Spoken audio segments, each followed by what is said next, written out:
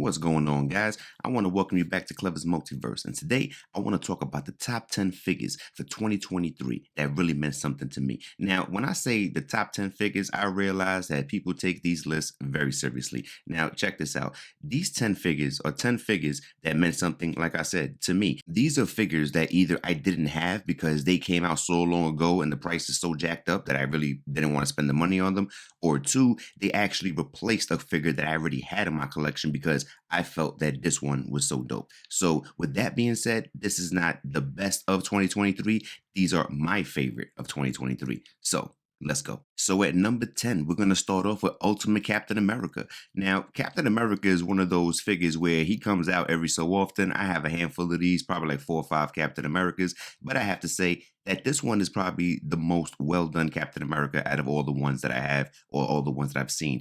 The one before this that I liked the most was probably the 80th edition, I believe, where, he's throwing the shield and it's attached to his hand. And that's the one that's been holding it down for me for the longest. But this one is way better than that one. The paint on this one, the detail, the articulation, everything about it is just way better than any other Captain America that I've ever seen. This is not just your typical repaint and just throwing another one out there. And I don't feel bad about having another Captain America in my collection because of this one right here. This one is hands down my favorite Captain America. At number 9, we have Strife. Now, this figure I think is really well done. This is a figure that I think any diehard X-Men fan would want to have in their collection. He's also a figure that comes out very rarely, very sporadically, and when he does, the price goes through the roof. This figure also came out way better the second time, this time around, than it did originally. He looks a lot bigger, a lot beefier, a lot more true to form, and it's something that I really appreciate. If you have the original one, do you need to get the new one? Not really, but if you really want to be a diehard purist collector and you want all of them that come out, then I would say you have to have this one. There's something about Cable and Cyclops and Jean Grey and Bishop and that whole storyline that really adds to like the X-Men mythos or the X-Men mythology or the X-Men storyline or whatever you want to call it. And I just think he's somebody that you really have to have. He's really tough. My only gripe about this figure is that you have to buy him in like a 5-pack, which is like, wow. I mean, they know what they're doing. They know people want this figure, and the trade-off is going to be you got to buy 5 villains.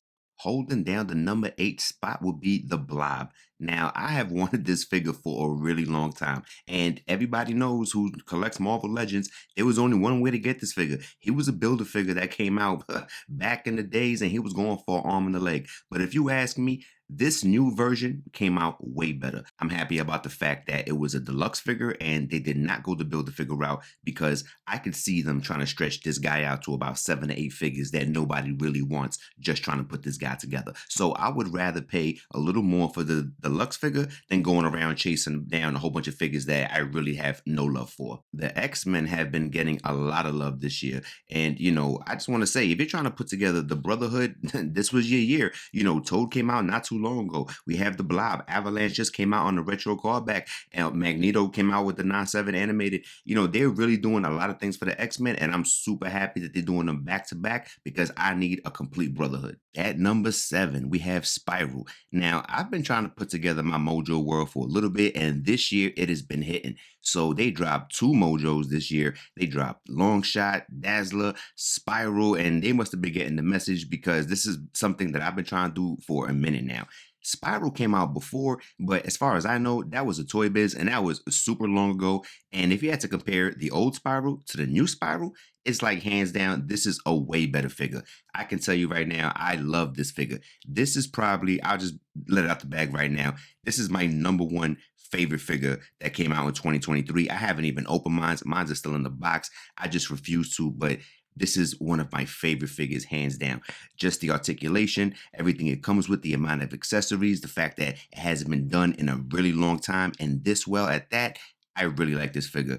And, I don't put them in no particular order, 10 through 1, whatever. But this is right here is my favorite. At number 6, we have X-Men 97 Wolverine. Now, at first glance, when I first saw this figure, I wasn't really too big on it. And when I saw him in the stores, I wasn't going to leave him there.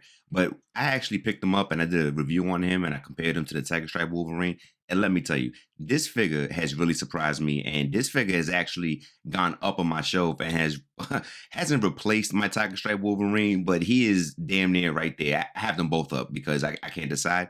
But I really like this figure. The amount of articulation that it comes with, the amount of accessories, the cowl that goes in the back of the head, that face sculpt, which is immaculate. This is probably one of the few times where I like both the head sculpts with the masked and the unmasked. But let me tell you, that unmasked looks super clean and it just reminds me so much of the animated version that I used to watch. But at the same time, I feel like it fits perfectly with my regular X-Men collection. It's hard because it's so versatile. This would be my eighth Wolverine now, and I still feel like I got something new. Halfway up the list, so we're gonna hit Mojo. Like I said before, I've been trying to put together my Mojo world for a minute, and this year has been particularly fruitful if you've been trying to do that. So they came out with two different Mojos this year. They came out with the original Mojo Deluxe, and then they came out with the Mojo World box set. I'm not even mad at you, whichever one you get, to be honest with you, because I just like Mojo. I do understand also that this is another X-Men thing. It's another niche in the X-Men,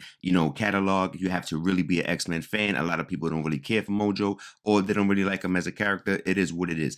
I do like Mojo. I like the whole Mojo world. I like the whole thing with Dazzler. I like the whole thing with Spiral, with Longshot. I like everything that it comes with. And it's been a while since we've been able to put these guys together. And this year has been good. X-Men have been having a stellar year where I think they're trying to get out all the characters that they really think that everybody wants. And this guy had to make my list. I don't see him on anybody else's list, but he made mine. And for the number 4 spot, we have Ghost Rider.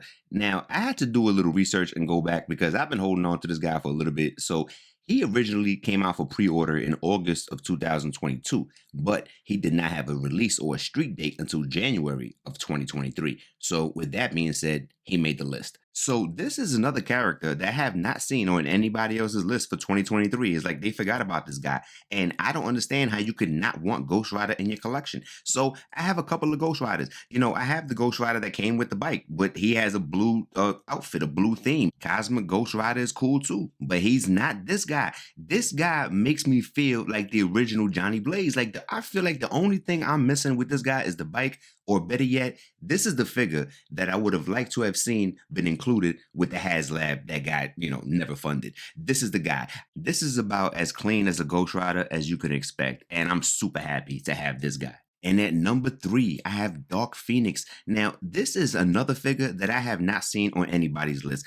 This is also a figure that I find it hard to believe because it was only released once before in a Toys R Us 2-pack that's currently going for like over $300. So how could you have a complete X-Men squad without having the Dark Phoenix? And I refuse to believe that everybody has the Toys R Us Dark Phoenix. I actually have a Phoenix Saga shelf in my game room dedicated to this whole storyline. And this was the only character that I was missing. I actually had the green Phoenix Saga Jean Grey in place of this one because I did not have the red one. But now I have the green one and the red one. I have been waiting so long to bring this to fruition. So yeah, she is taking my number 3 spot, even though they're in no particular order.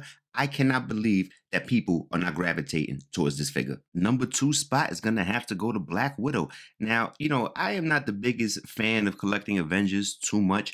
And once I get a figure, I'm pretty much stuck with it. And I'm probably going to leave it just like that. And the Black Widow that I've been rocking with has been the one that came with the bike. And she's been my go-to Black Widow. The Scarlett Johanssons are pretty cool, but I have one of them, I think from Infinity War, but I'm not trying to do those. Now, this one makes me rethink everything. The amount of accessories that it comes with, the way it's detailed down, the way that it fits her, and it looks like a real Black Widow. I'm definitely going to have to take the one off my shelf and I'm going to have to replace it with this one. I'm sorry. This is one of the ones that made me move something from my shelf. This Black Widow is a go all day. And I think this is the last one I'm ever going to buy. And finishing off the list at the number 1 spot, we have the Amazing Spider-Man from the No Way Home series, Andrew Garfield. I mean, what do I say? Yes, this is my favorite Spider-Man. Yes, Andrew Garfield is my favorite live action guy playing Spider-Man. But this is actually the best Spider-Man figure to me that came out this year. Hands down. I mean, I'm not being biased. I'm just being real. I mean, I did my review when I bought all 3 of them and I opened all of them up and I compared them all to each other.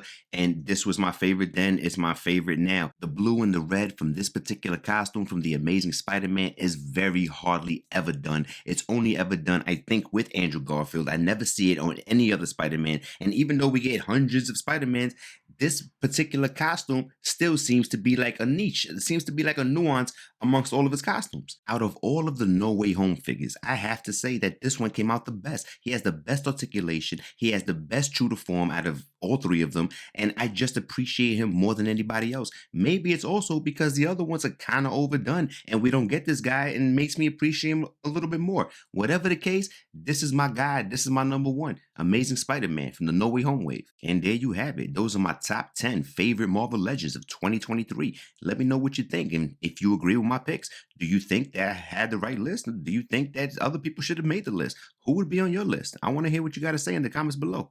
Until next time. Peace.